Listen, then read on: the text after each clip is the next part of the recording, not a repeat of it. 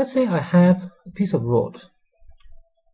Now, let's say there is a force pulling up at one end. I'm just going to ignore the weight, assuming there's a very light piece of rod. I have a force pulling up at one end at 2 newtons, and I have another force pulling up at the other end with, say, 6 newtons,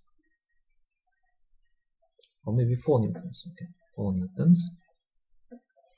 Now, I have a third force, okay, pulling downwards.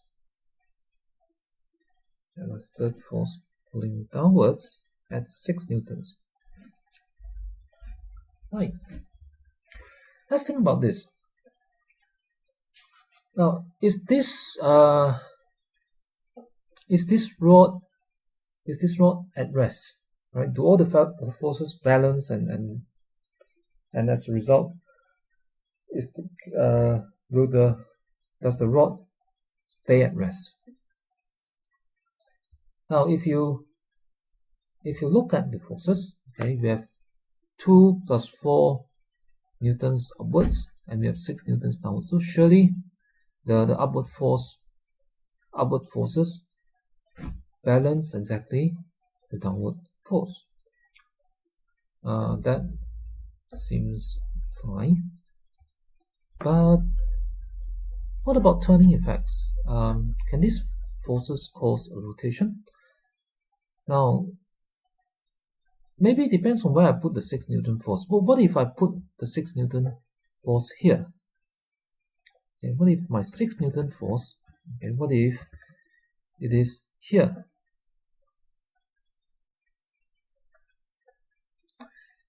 Then the resultant force at this point will be 6 minus 2, which is 4 newtons downwards.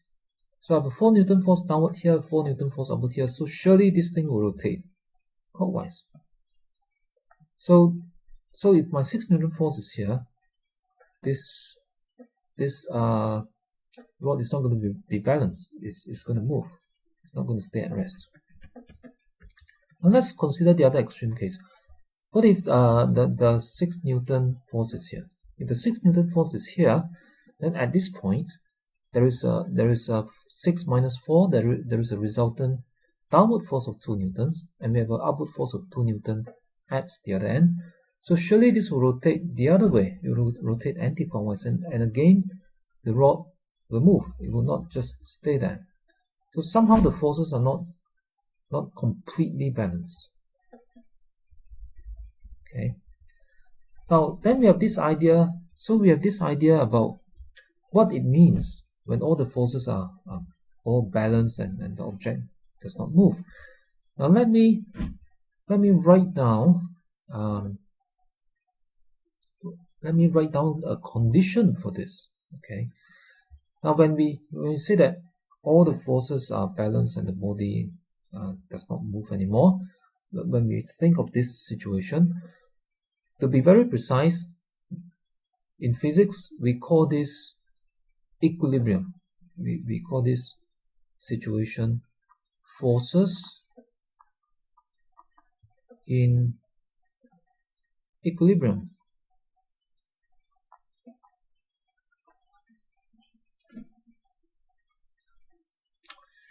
Now for forces in equilibrium, clearly, obviously the resultant must be 0. So now resultant is 0.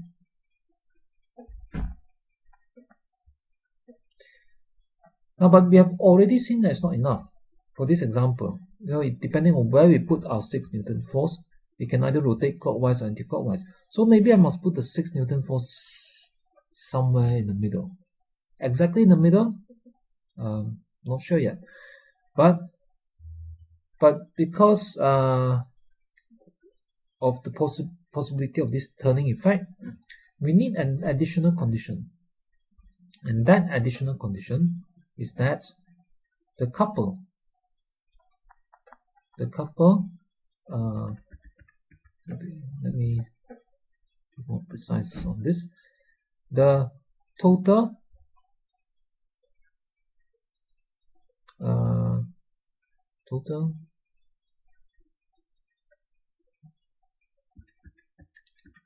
let's see, the torque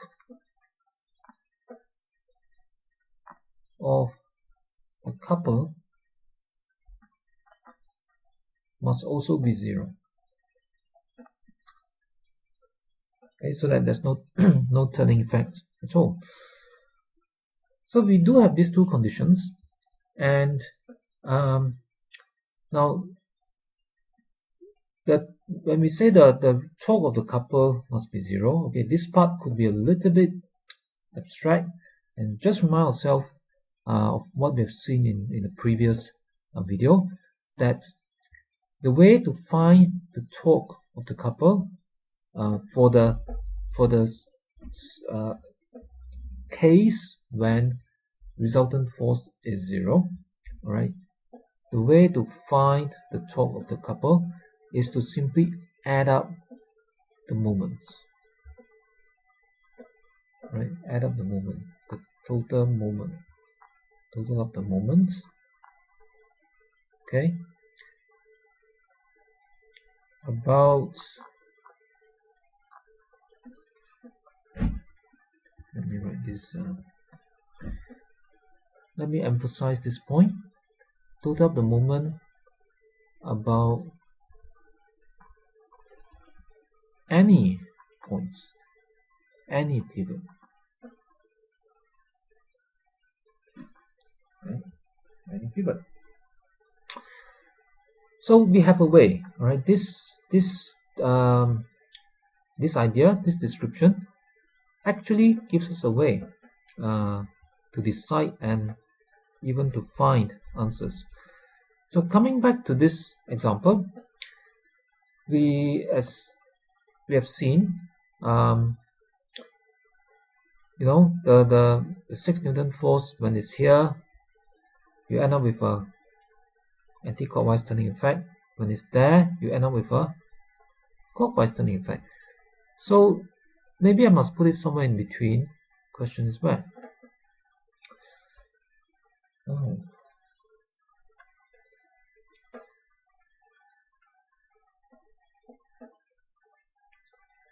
Clean this away. It's a bit hard to clean.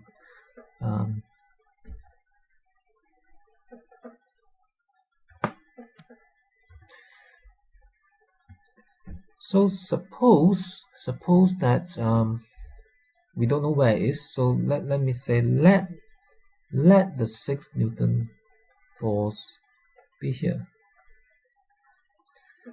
The problem then is to find where I should put it. Let's say let the distance from this end be x. That means I want to find the distance x that will give me the forces in equilibrium, that will give a 0 total moment. Okay, for x. Now we know how to find moments, so let's try.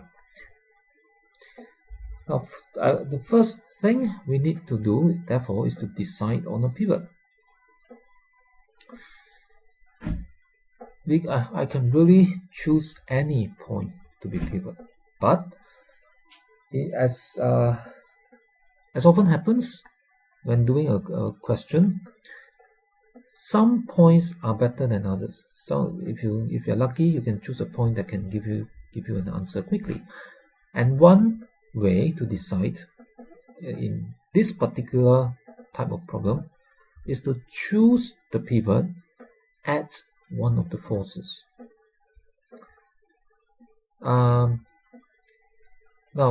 why at one of the forces? Because if I choose a pivot as, say, there, at that point, call that P, then the moment of that force about this pivot is 0. And that means I have one less moment to calculate. So that should make the calculation simpler. And then of course, once we have seen that, the next question is, so there are three forces, so should I choose the pivot to be at this force, or this force? I don't know. So let's just try pick one and see what happens.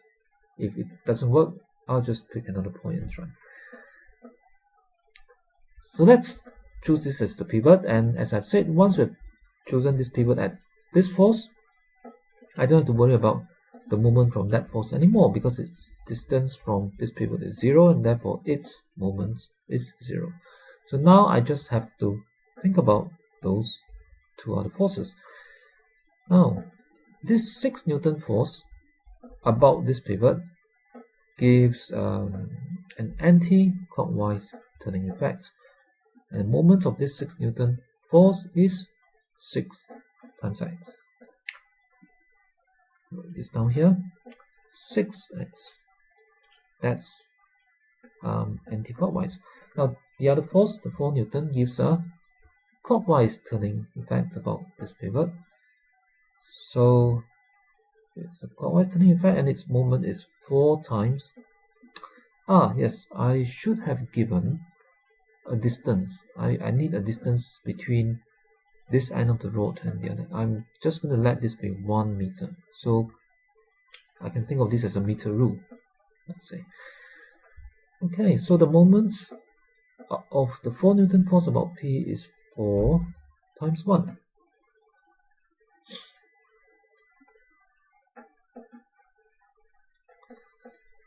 And if the total moment is 0, the anti-clockwise moment must be equal to the clockwise moment. Okay, that's one way to do it. The other way, of course, is to say that we define either the clockwise or the anti-clockwise direction to be positive. So if I define, say, the clockwise, I did clockwise positive in the last video, so I'm now just going to do something different. I'm going to pick anti-clockwise direction to be positive. So if I do that, that force is has an anti-clockwise turning effect, so that is positive, gives a positive moment. And this force, the 4 Newton, has a clockwise turning effect, so it gives a negative moment, and the total must be 0. See, in the end, it's the same as setting clockwise equal to anti-clockwise moments, like I wrote down just now. So either way, we can we get the same equation, and now we can find the answer. So therefore, x is equal to, divide both sides by 6. I'll get 4 over 6, and so the answer is 2/3 of x is distance, right? So 2/3 of a meter.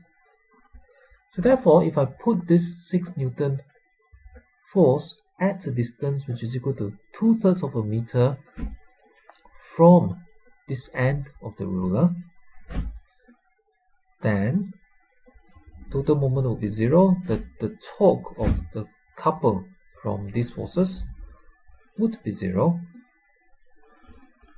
And therefore the forces will be in equilibrium. So before I finish, let me clarify one thing. When I say torque of a couple, we normally think of couple as a pair of forces in opposite direction, but not along the same line. So this is probably misleading. So instead of calling it the torque of couple must be 0, the correct way to say it should be the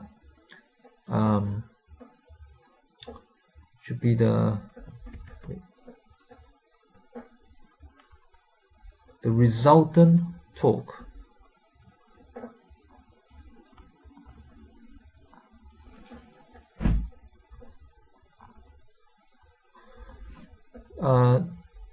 correct way, or rather one way to say, is the resultant torque. And the resultant torque, at least in this case, it means exactly the same thing as the total moment. Okay, so if it's easier, just you might just want to remember this condition instead. All right, that the total moment it's gonna get a bit messy. All right, just remember this condition.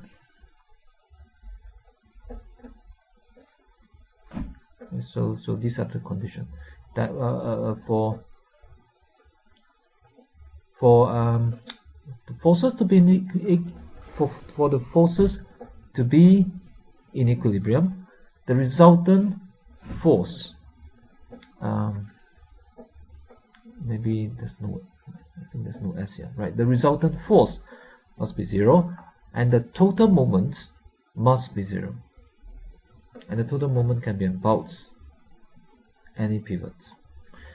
Right, so that should be our summary for this part.